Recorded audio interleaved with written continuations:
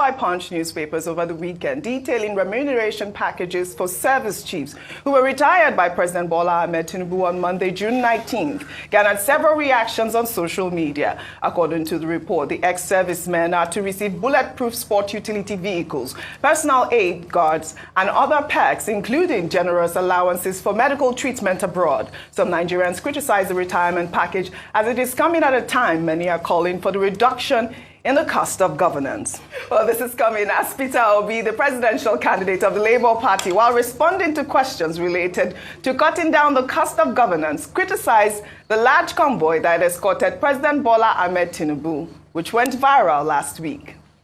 I don't know how you felt when you saw that video. I don't know if you have seen it, sir. I wasn't opportune to see the video. It consisted of 124 cars. I wasn't opportune to see it. You are just telling me. But let me tell you what I've always said. The present Nigeria requires that all those who serve and lead must do so by example. The behavior and their current public conduct must be a consonance with what the society requires today. We cannot continue to preach for the people to sacrifice without sacrificing. We must not, the sacrifice must not start from the leaders. Visibly, measurably, at all sides, because the people are suffering. And we must now be at the forefront of the suffering. Thank you. Well, reacting to Peter Obi's comments, some users on social media pulled up a video of his large convoy when he was a presidential candidate. Let's take a look. Confirm! Jesus! Obi for life! Come on! Which one? We're not gonna give Shishi. Where my car there? Oh? Yes. Woo! Yes.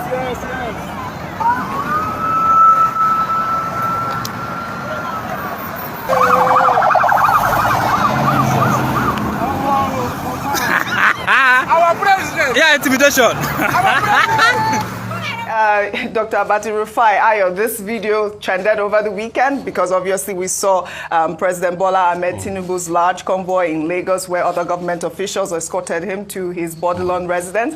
Over the weekend, I had a guest on the morning show. She was the spokesperson of the Obidati campaign, and she talked about the fact that this was campaign season and that, you know, the convoy also were, you know, supporters of, you know, Peter Obi, and that we shouldn't mix issues. But what really got a lot of social media users talking was the fact that Peter Obi had posted that tweet that we had up earlier where he referred to President Bola Ahmed Tinubu as Mr. President, because as you know, there is a litigation in court at this point with the presidential tribunal where he's contesting the presidency. But a lot of people are saying, how come he deleted the tweet after he had posted him, you know, referring him as Mr. President? Let me take Michael's tweet. I know, Rufai, you want to talk. Michael wrote, I'm surprised that Peter Obi deleted the entire Twitter thread where he criticized Tinubu's convoy. Is it because he acknowledged Tinubu as Mr. President, or because he was shown several videos of his long convoys during the campaign? Just so he rehearsed the thread. So two things. I don't know why he deleted the tweet. You'll have to come and say why he deleted the tweet. But as of today, let's not get things mixed up. Yeah. Bola Ahmed Tinubu is Mr. President. He's President of the Federal Republic of Nigeria. So I don't see, let's not be delusional. There are cases in courts. Until the court rules otherwise, as we speak today, Bola Ahmed Tinubu is President of the Federal Republic of Nigeria. Simple. Secondly, concerning the convoy, I think we mix up things because we want to be sensational. I have said for the upton time, it was the convoy of other governors and other people that followed President Tinubu. We said that. I am not sure that President Tinubu had over 120 cars in the convoy. We have to say that. Yeah, we said that on the show. But this is also reflective of how much government officials squander money. Because even if you have a lot of government officials, the convoy should not be this much if you have all of them put together. We should be able to cut our coat according to our cloth. Thirdly, the direct comparison between a convoy during the campaign is just people not making good arguments. The argument fall on illogicality. Peter Obi then was still a candidate, was not president. If he is president and he brings up such a big convoy, I would be the first to condemn him. So, like you said, that Lagos Labour Party aide that came here, she was correct. It's like comparing apple and oranges. They are candidates. They have not been sworn in. There's a huge difference. And this, you can see from the convoy, are other people following him too. These are supporters, these are normal cast that they just decided to come en masse. Yes, but you know what? That's just it. Correct. But what we are saying is, please, government officials must cut down their costs, just like 4 bulletproof cars. Yes, this is where I'm going, Rufai. This is the conversation. We are talking, it's the optics that look bad. It's the optics that look bad. We're talking about cutting down the cost of governance. My first story that I don't know if the military has come out to, defend the report by Punch newspaper saying that, these ex-service chiefs will be getting, 36 soldiers, 20 domestic aids and all of that, and 4 bulletproof sport utility vehicles. So when you're looking at it, can you calculate how much is going to get you 1 bulletproof SUV? What kind of bulletproof SUV in the first place? As of today, the new Land Cruiser they are selling is over 100 million naira. Absolutely. Plus, you add on the ammo and add on for bulletproof, it will take it to over 200 or 300 million naira. All right. So when you now have that, I iterate that by the numbers, then you see that how much. So are you going to spend billions on cars alone? In a country where people are suffering, they can hardly earn 3 square meals a day. Right. This is why we need to be able to cut costs everywhere, because the optics look bad for people. We haven't seen much. The only thing we saw last week was that the federal government approved the discontinuation of budgetary allocations to professional bodies and councils starting from the 2024 budget. There are at least 25 professional associations or councils in Nigeria that are funded by the federal government. Some of them, like the Advertising Practitioners Council of Nigeria, and under the Ministry of Health, the Nursing and Midwifery Council, the Pharmacists Council of Nigeria, and the Medical and Dental Council of Nigeria will all be affected. Ayo, this was a shocker for a lot of people at the time, because people are saying, these ministries, these professional bodies were funded by the federal government as well. But this is a step that we have seen so far. And it was a meeting between the Presidential Committee on Salaries. It was their 13th meeting, and they did that budget cut in the 2024. So Oji, whilst we praise this, these are still these are low-hanging fruit. We're waiting for the major ones. We're waiting for the major ones that will make an incredible dent or affect significantly cost of governance. That's what we're looking at. We're looking at the number of aides, salary structure, transparency of how aides are remunerated. We're looking at ESTA code paid out to government officials when they go abroad for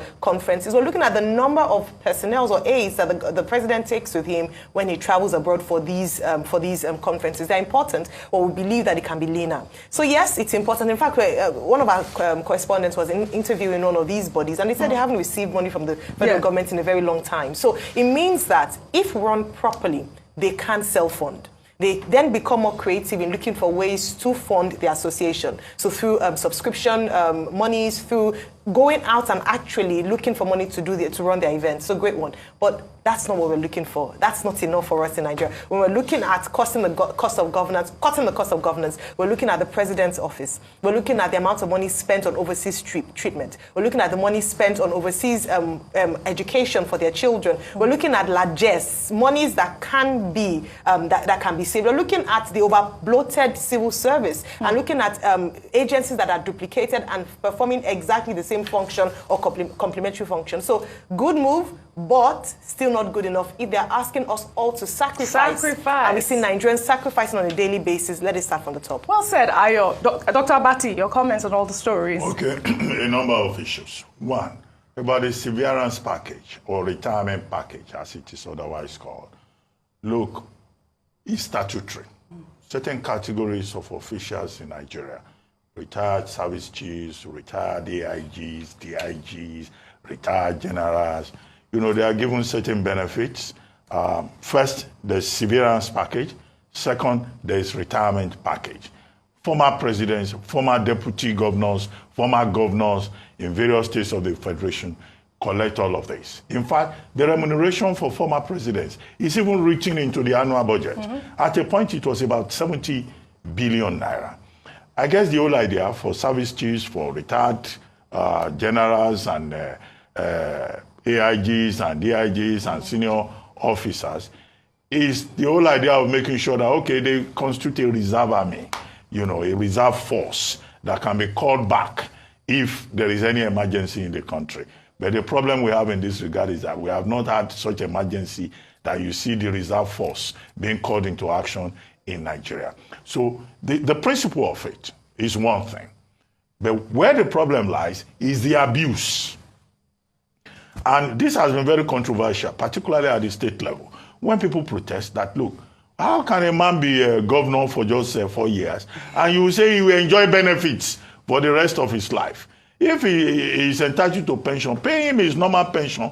But if you look at the protests about these service chiefs, it's about the outrageous nature of what was reported in the papers. What will a man do with 4 SUVs? I don't know. Because what the statutory provision says is that those SUVs will be changed periodically.